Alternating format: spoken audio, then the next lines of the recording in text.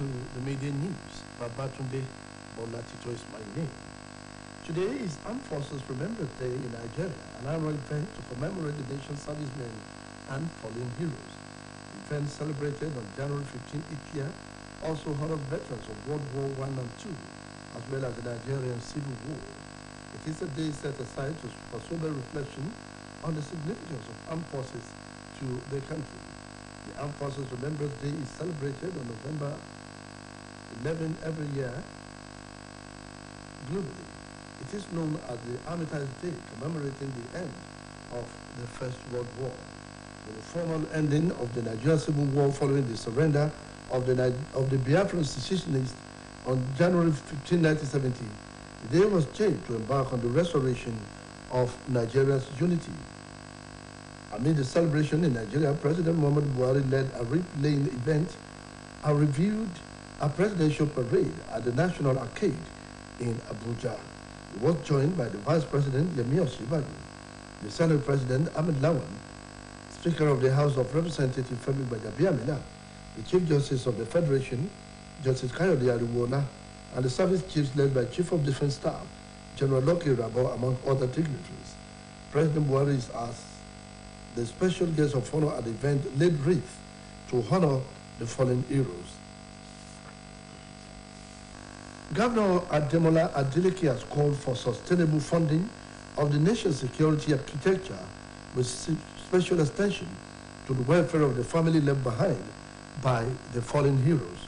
Speaking at the grand finale of the Armed Forces Remembrance Day in Osogbo today, the governor noted that the request of the Nigerian legions in the state requires immediate action as a way of making life comfortable for the war veterans and their families. Military traditions observed at the occasion were laying of wreath, 21 gun salutes, among other military displays. Those who laid wreath at today's ceremony include the Governor, Senator Ademola Adeleke, Speaker of Osun State House of Assembly, Honorable Timothy Oweye, the Chief Judge of the State, Justice Adepele Ojo, the Attorney of Osogbo, Oba Jimoh Oyetunji Olanipekunle Oye, the second, and service chiefs. Also present at the occasion were the Deputy Governor, Prince Kola Adewusi, Speaker of the House of Assembly, Timothy Oweye, Secretary to the State Government, Honorable Teslim Igbalaye, Chief of Staff, Honorable Kazim Akinleye, traditional rulers, officers and men of the armed forces, and traditional rulers.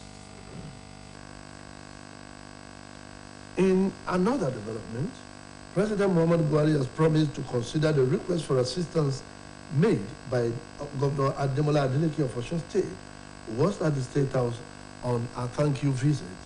The governor, elected on the platform of the People's Democratic Party, was asked on a visit to appreciate the president for providing a level playing field in the election that held in July last year. Governor Adeleke was expressing gratitude, said he was a beneficiary of the new electoral law signed by the president as it paved way for the free and fair election, without ballot snatching and stuffing. He called the role of the security agencies who followed the instruction to be fair and firm, that the President Buhari administration demonstrated virtues of good leadership. He gave his priority.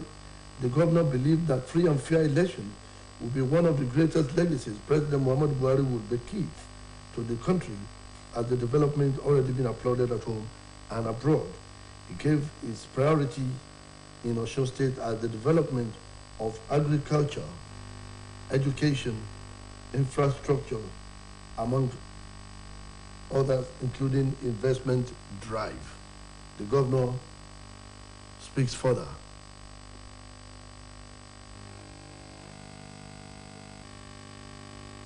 Feel like I should come and say hello to Mr. President and thank him for signing that electoral act.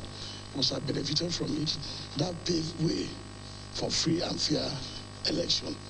And all the international community, they are applauding Nigeria. That Nigeria is set for democracy. So that is why I'm here today, to see him, and I'm thanking him, and I'm wishing him well. Parents have been advised not to be apprehensive of the forthcoming general elections, as proactive measures have been put in place to ensure that the conduct of the poll is not threatened by any form of insecurity. The Public Relations Officer of Osun State Police Command, SP Yemisi Opalola, stated this while speaking with OSBC News after featuring on an OSBC TV current affairs program Saturday morning treat. The spokesperson of the police also said enough security has been provided for all INEC offices and property as well as the people. Mrs. Opalola urged parents to warn their children against being used for any form of electoral malpractice, saying that the law is not a respecter of any lawmaker. He speaks further.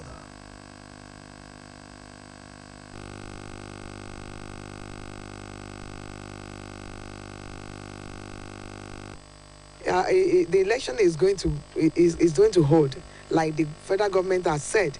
I mean, the REC has even assured us in a meeting that we had with him, because the Commissioner of Police and himself initiated a meeting whereby we call on all the political leaders, their followers, the people that are aspiring to be in one position or the other into the meeting. And the Commissioner of Police has addressed them. Also, the REC also addressed them. And I know it's going to be hitch-free.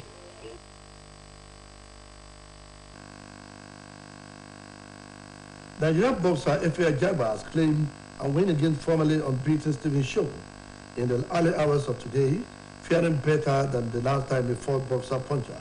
He fired after his one-sided unanimous decision defeat to Frank Sanchez. Ajagba won the contest against previously undefeated Shaw by unanimous decision. Nigeria's Ajagba was the aggressor for almost all the 10 rounds, whereas Shaw seemed reluctant to engage with the hard-hitting heavyweight contender in a main event fight at the Tony Storm Resort Casino in Verona, New York. Judges Eric Malkishi, John Mackay, and Tudor Trailer scored their uneventful encounter identically 96-94 for Ajagba.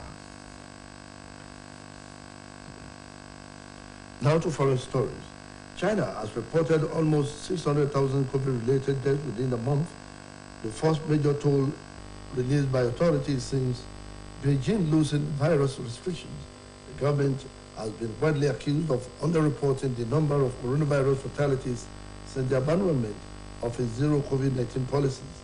Only a few dozen deaths have been recorded officially last year before the current announcement, despite evidence of crematoriums and hospitals being overrun.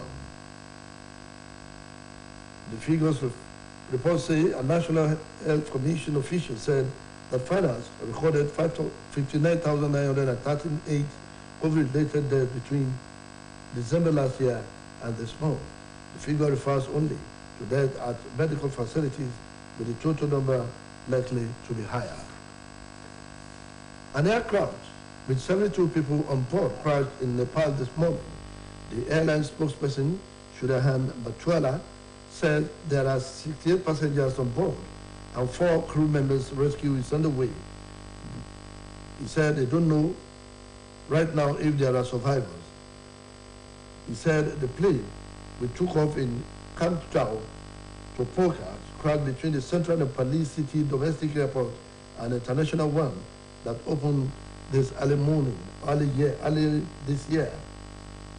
The European Union has banned all Nepali carriers from its airspace over safety concerns. That ends the midday news on OSBC TV. Please join us by 5 for the evening news. It was edited by Abdul Jalil at ABC. Babatunde Bolatito is my name. Good morning.